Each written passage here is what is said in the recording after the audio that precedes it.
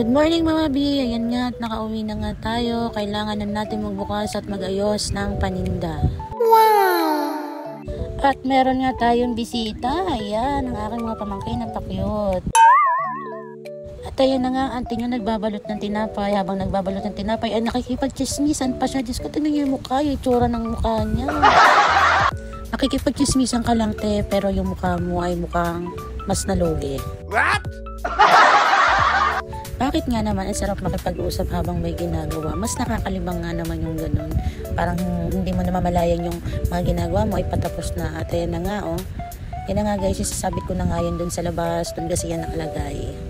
Wow! O diba te, di mo na namalayan na nakapagbalot ka na agad ng mga tinapay. At yan na nga oh guys, nakasabit na nga yan sa labas. Wow! At ngayon nga, ayusin na nga natin, iba natin na pamilya. At ayun nga, auntie mo, tamang ayos-ayos nga, may bumibili pa nga na si Ate Kema. Shoutout sa'yo, Ate Kema. Baka naman. Makapag-shoutout naman ang auntie mo, kala mo naman, uy, aray ka. At ayun na nga mga bi, kailangan na nga natin ayusin yung mga paninda natin para magmukhang may laman naman kahit papano. Uy, may laman naman talaga yan. Ikaw naman, auntie. What? At yung mga nagtatampo ko nga dyan, mga viewers and followers, shoutout sa inyo, mahal ko kayo. What? At ayun nga, auntie, tama na ang kartihan, kailangan mo nang tapusin ang mga ginagawa mo. Puro ka chismisan, halatang chismosang auntie mo. What? At ayun nga mga bi, kung chismisan lang din naman, pwede nyo naman akong tanongin kung anong gusto nyong tanongin. Diyos ko, ang auntie niya, proud na proud talaga na chismosa. Aray ko. At ayun nga mga te, kung gusto niyo rin naman ng chismisan, may chismis ako sa inyo ngayon. Diyos ko, tong kapatid ko naglinis sa amin. Kung kailan malinis, tsaka naman yung mga daga naglabasan at kumakain sila ng mga paninda ko. Diyos ko po, lugi na agad ang auntie mo. Ko nakaka-bad trip din kasi yung mga daga dito sa amin. Ayaw siguro nung malinis. Kung kailan naglinis, tsaka nagkukuting-ting. Nakakapuisi talaga. Ang dami ko nang nasayang na paninda dahil kinakain nila lahat. Nakaka-bad trip lang kasi yung kukunti lang yung tubo mo at ang laki ng puhunan mo. Tapos kakainin lang nila. Bakit ganon? Ba't kinakain nila? Ba't ako ayaw kainin? Aray ka. What? Sana all kinakain. Diyos ko, ang auntie mo nagpaparinig, mamayang kainin ka nga ng daga dyan, umaray-aray ka. Daming kalokohan ng auntie mo, Diyos ko, mag-aayos lang ng paninda. Daming sinasabi. At ayun nga mga bi, sino nga naman kasing matutuwa? Ang mahal ng puhunan, tas kukunti yung tubo. Tapos kakainin lang ng daga, diba? Sino nga naman matutuwa nun?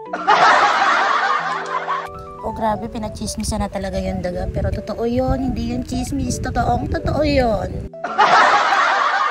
Please, yung pinachismisan natin ay yung daga, hindi yung buhay ng iba. Diba? Ang hirap naman nun. Uy!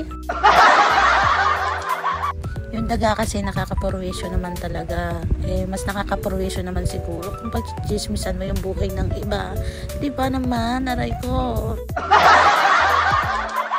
Kung may sahod lang ang chismosa, siguro may sahod na rin ako at maraming sumahod na dito sa lugar namin. Oy, alam mo ah. What? Dito kasi sa lugar namin, sobrang dami talagang chismosa pero hindi naman yung mawawala sa bawat lugar, diba? Daming chismis ng auntie mo. So ayan na nga guys, matatapos na nga ako sa aking mga ginagawa. Napaka-chismosa talaga ng auntie yung ito. What? At ayan nga guys, pinagsama-sama ko na nga lang yung mga candy at i-chismis ko pa sana ayun langgam dito sa amin. Diyos ko naman, alam ko namang mahilig kayo sa sweet pero sana naman huwag nyo nang kainin yung mga paninda ko. Diyos ko, hinanaing malala ang auntie nyo. Bakit naman? Kasi sa dami-dami nang kakainin. Bakit yung mga paninda ko pa? Shoutout sa inyo mga langgam at daga. Diyos ko, auntie, sige mag-refill ka na lang dyan ng tubig mo para naman hindi ka na naiyak. Aray ko. At ayan nga guys, nagre-refill ako ng tubig ko. Ayan pong tubig na yan ay pH 9, pampawala ng acid. Malakas po kasi acid ko kasi ang hilig kong uminom dati. Pero ngayon, shoutout sa alak. Pas na ako ngayon sa'yo. Kinakalimutan na kita at ngayon ay wala na tayo. Diyos ko, auntie, pati ba naman yung alak na pagtripan mo? Napakadaldal mo talaga. At ayun nga guys, nilagay ko siya sa ref para naman masarap-sarap siyang inumin. At hanggang dito na lang pakit ng auntie nyo. Maraming salamat sa nood. Bye!